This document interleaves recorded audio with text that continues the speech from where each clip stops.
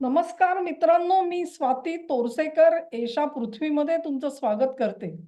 सुरुवातीलाच सांगते की अनय जोगळेकर यांच्या चॅनेलवरती आमची प्रदीर्घ चर्चा झाली आणि अनयनी ती लाईव्ह ब्रॉडकास्ट केलेली होती. त्यामुळे ती आता त्याच्या चॅनेलवरती तुम्हाला आताही बघता येईल. अत्यंत उद्बोधक अशी चर्चा झाली असं मला वाटतं. तुम्ही देखील स्वतः ती बघा. मी माझ्या चॅनेलवरती ती टाकण्याचा प्रयत्न करीन. शक्यतो लवकरात लवकर होऊ शकेल असं बघते. हा जो व्हिडिओ बनवते आहे, हा अतिशय महत्त्वाचा व्हिडिओ आहे. इराणनी अ, ज्याला म्हणतात आत्महत्या केली अशा पद्धतीने सर्वत्र हल्ले चढवलेले आपल्याला दिसतात. मध्य पूर्वेमधले अनेक देश त्यांच्या हल्ल्यांच्या क्षेत्रामध्ये आलेले आहेत.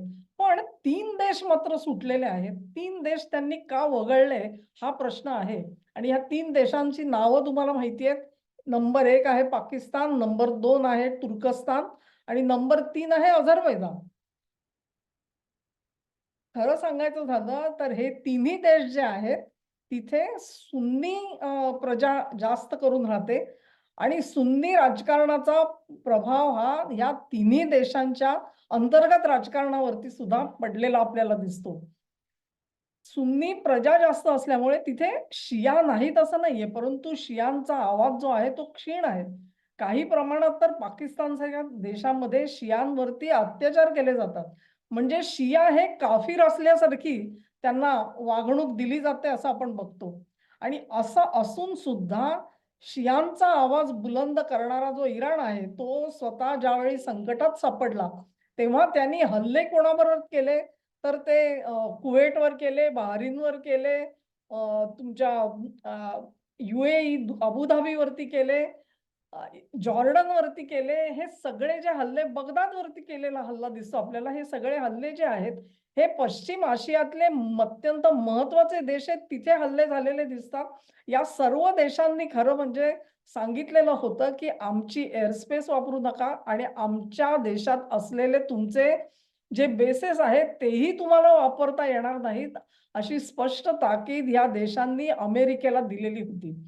ह्याचाच अर्थ ह्या देशांनी स्वतःला या संघर्षापासून दूर ठेवायचा प्रयत्न केला होता.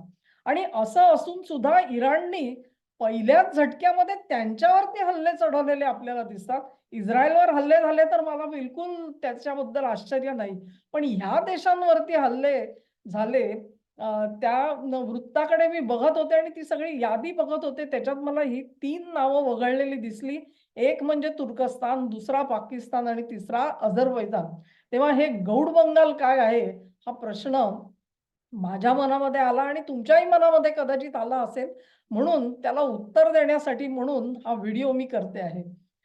एक लक्षात येईल तुमच्या, की मी म्हणते तसा शिया-सुन्नी संघर्ष जो आहे तो प्रॉमिनंटली त्याची पडछाया जी आहे ती या संघर्षावरती उठणार ह्याच्यामध्ये काही वाद नाहीये.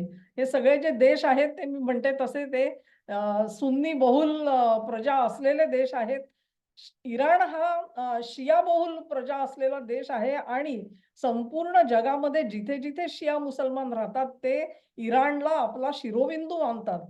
अ, त्यांच्या धर्माच्या दृष्टिकोनातून आणि म्हणून तुम्हाला आज दिसेल, की वेगवेगळ्या देशांमध्ये जे पडसाद उमटतायत त्याच्यामध्ये इराक आहे. लोक बगदादमध्ये रस्त्यावर उतरलेले तुम्ही बघाल ती सगळी शियापंथीय प्रजा आहे. भारतामध्ये लखनौ असेल, तुमचे गिलगिट बाल्टिस्तान स्कार्डूमध्ये झाले, जम्मू काश्मीरमध्ये झाले, वेगवेगळ्या ठिकाणी भारतामध्ये आपल्याकडे थोडी शांततामय निदर्शनं झाली.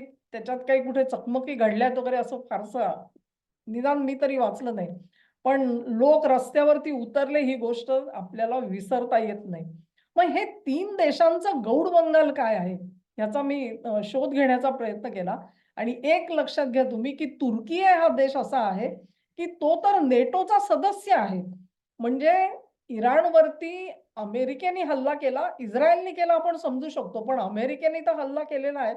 अमेरिका जेव्हा हल्ला करते आणि अमेरिकेचं नेतृत्व असलेल्या नेटोमध्ये तुर्कस्तान हा सभासद देश आहे. मग त्याच्यावर पण हल्ले व्हायला पाहिजे होते. ते हल्ले झाले नाहीत. ज्या सौदी अरेबियाशी आणि अन्य देशांबरोबर कतार बरोबर पाकिस्तानचे चांगले संबंध आहेत. पाकिस्तान सोबत संरक्षण करार सौदीनी केलेला आपल्याला दिसतो आणि तिथे मात्र त्या पाकिस्तानवरती सुद्धा इराणने हल्ला केलेला दिसत नाही. तीच अवस्था अझरबैजानची आहे.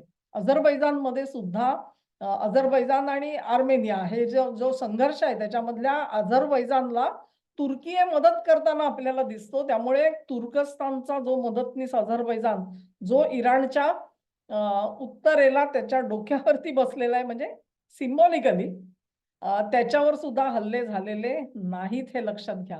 आणि त्याची गोम जी आहे ती गोम काय आहे हे आता मी तुम्हाला सांगणार आहे. इराण युद्धामध्ये तो उतरलेला आहे आणि त्यांनी कदाचित उसना-अवसान सुद्धा आणलेलं असेल.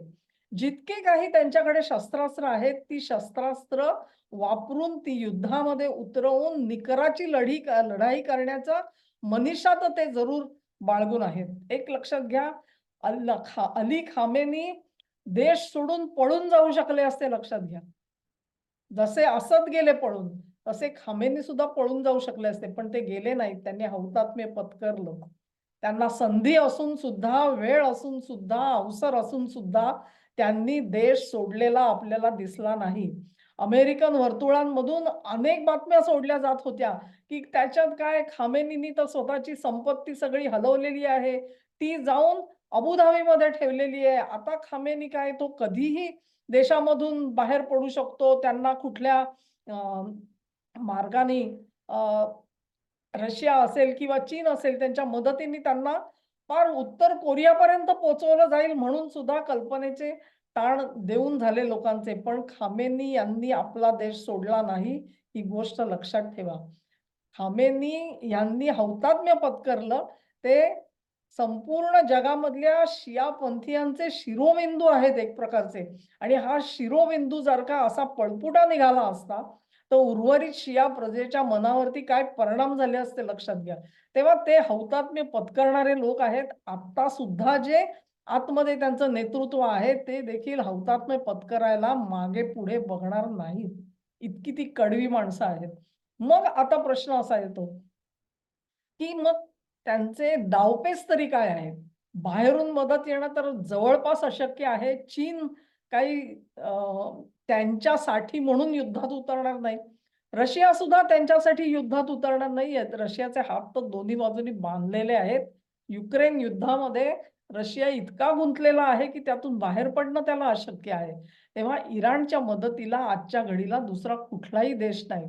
आणि असं असताना आपण जर का लढाईमध्ये कमी पडलो तर त्याचं पर्यवसान कशात होईल याची कल्पना इराणला बरोबर आहे.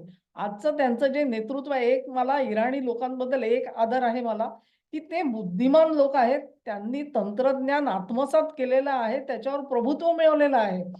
ही जी बाब आहे ती दुसऱ्या कुठल्या जगातल्या देशामध्ये तुम्हाला फारशी दिसणार नाही झालेली. पण इराणमध्ये मात्र हे घडताना आपण बघतो आहोत. तेव्हा हा इराण जो आहे ना, त्याच्यावरती विजय मिळवायचा म्हणजे नेमकं काय करायचं? हा प्रश्न जो आहे तो अमेरिकेसमोर सुद्धा आहे. आणि तिथे केवळ राजवट बदलून हा प्रश्न सुटणार आहे का? तर तो प्रश्न सुटणार नाहीये. उद्या तुम्ही असं म्हणाल, की ही राजवट सगळी तिथे काहीतरी 14 अयातोल्लांचं एक मंडळ असतं आणि ते मंडळ सर्वोच्च असतं. त्याच्या हाताखाली सगळे पंतप्रधान वगैरे त्यांचे काम करत असतात. तेव्हा ते मंडळ जे आहे त्यातले एक अली खामेनी आज मारले गेलेले आहेत. त्यांच्या जागी त्यांच्या सुपुत्र मोस्ताबा यांची नेमणूक झाल्याची अधिकृत घोषणा सुद्धा आता झालेली आहे. तेव्हा ते मंडळ अजूनही अबाधित आहे. त्या मंडळाच्या हाताखाली काम करणारी IRGC याचे अनेक कमांडर जरी मारले गेले तरी देखील त्यांची रचना तशीच आहे. इराणमध्ये इराणचं अर्थकारण चालवणं हे IRGCच्या हातामध्ये आहे. त्यामुळे IRGC जोपर्यंत शाबूत आहे तोपर्यंत इराणला धक्का पोहोचणं अशक्यप्राय गोष्ट आहे. आणि म्हणून एक प्रकारे अमेरिका काय डावपेच करू शकते ह्याचे संकेत आपल्याला आज मिळतायत. आणि ते संकेत असे आहेत की पश्चिम इराण जो आहे, पश्चिम भाग जो त्याचा आहे, तिकडची एअर डिफेन्स सिस्टीम जी आहे ती निकामी करायची आणि तिथून कुठलेही हल्ले होणार नाहीत याची पहिली व्यवस्था केली जाईल लढाईच्या पहिल्या टप्प्यामध्ये.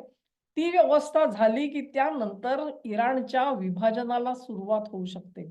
इराणचं विभाजन जे आहे ते 3 प्रकारे होऊ शकतं. त्याच्या पश्चिमेकडे कुर्द लोक राहतात. हे कुर्द लोक जे आहेत ना, ते 3 देशांमध्ये विखरून पडलेले आहेत. ते जसे इराणमध्ये आहेत, तसेच ते इराकमध्ये आहेत आणि तसेच ते तुर्कस्तानामध्ये आहेत. आजच्या घडीला जर का कुर्दस्तानचा प्रश्न अमेरिकेने धसाला लावायचा प्रयत्न केला आणि कुर्दांसाठी स्वतंत्र राष्ट्र असावं ही भूमिका घेतली, इराणमधून हे भाग वगळून आणि हा कुर्दिस्तान जर का तयार करायचा झाला, तर काय होईल विचार करा. आणि म्हणून इराण तुर्कांना आज दुखवायचा प्रयत्न अजिबात करणार नाही. तुर्कस्तान आपल्या बाजूनी कितपत उभा राहील, ठामपणे उभा राहील याची काळजी इराणने आता तुम्हाला घेतलेली दिसते. तुम्ही जर का बघाल तर तुर्कस्तानचे जे डिफेन्स मिनिस्टर आहेत त्यांनी एक अत्यंत महत्त्वाचं स्टेटमेंट केलेलं होतं, ज्याच्यावर मी वेगळा व्हिडिओ पण करणार आहे, की इराण जर का अणुशस्त्र हासिल करणार असेल तर आम्हाला मागे राहता येणार नाही.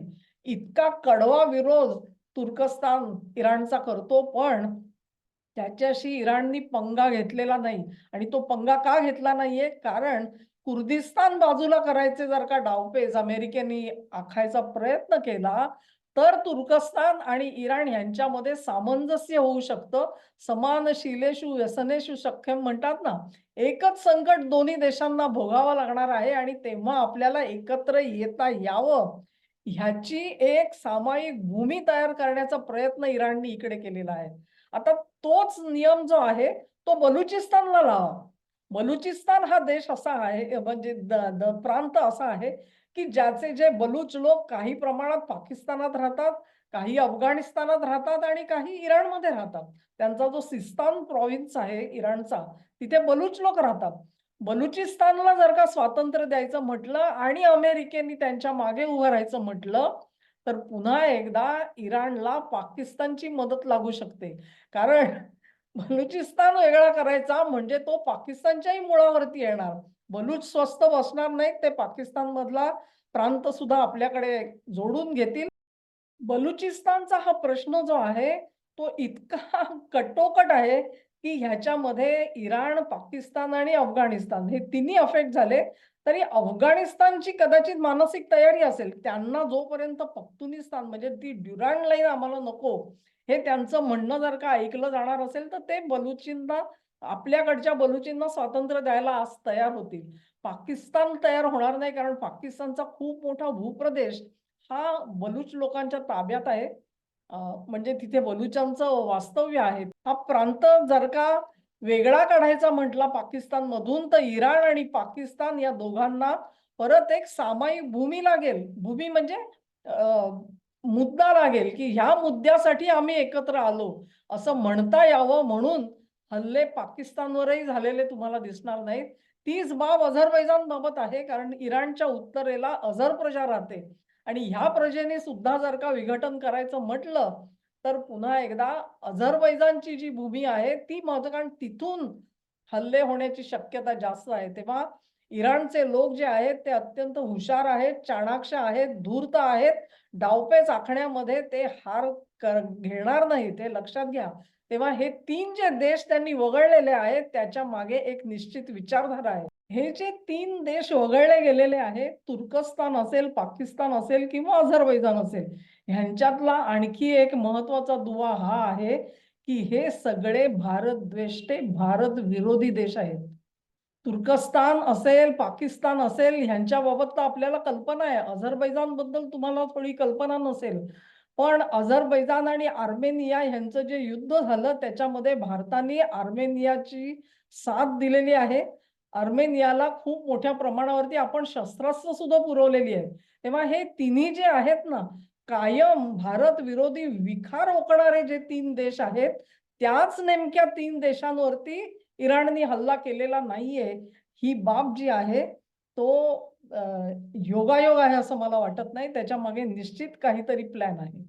ही विचारधारा तुमच्यापर्यंत पोहोचवण्याचा आज प्रयत्न केलेला आहे.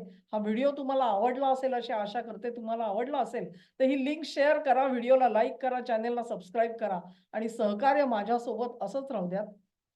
नमस्कार.